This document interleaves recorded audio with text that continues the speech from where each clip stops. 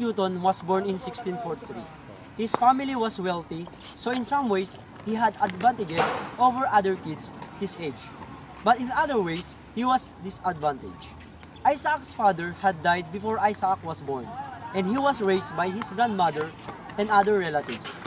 At first, he probably was not encouraged to learn much in his school.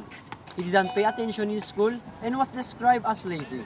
It was only after an uncle encouraged him to prepare to go on to college that he began to take an interest in his school and develop his talents.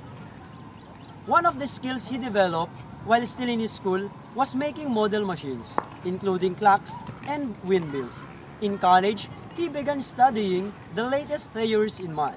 Soon, he was coming up with theories of his own. And today, Sir Isaac Newton is well known for his three laws of motion, as well as for the other scientific breakthroughs. Are Sir Isaac Newton's three laws of motion: law of inertia, law of acceleration, and law of interaction. Law of inertia. Newton's first law of motion is often stated as an object at rest tends to stay at rest, and an object in motion tends to stay in motion with the same speed and the same direction unless acted upon by an unbalanced or outside force. Here is an example.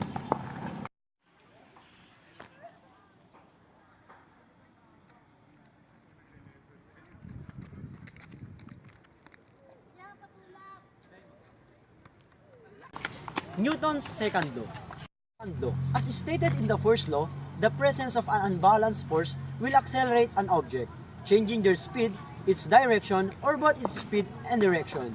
Newton's second law of motion pertains to the behavior of objects which all existing forces are not balanced. The second law states that the acceleration of an object is dependent upon two variables: the net force acting upon the object and the mass of the object. The acceleration is always in the same direction as the net force. Force will cause a change in motion of an object. The change in motion depends on the amount of force and the mass of the object. There is formula for this. Force is equal to mass times acceleration.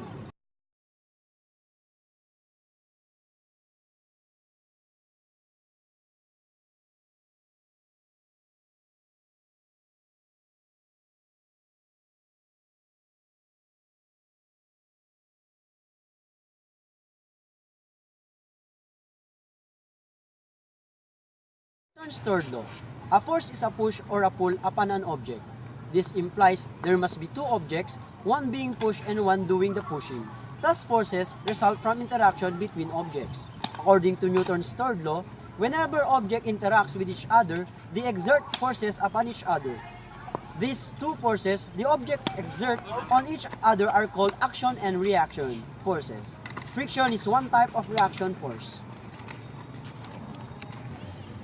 Newton's third law states, for every action, there is an equal and opposite reaction.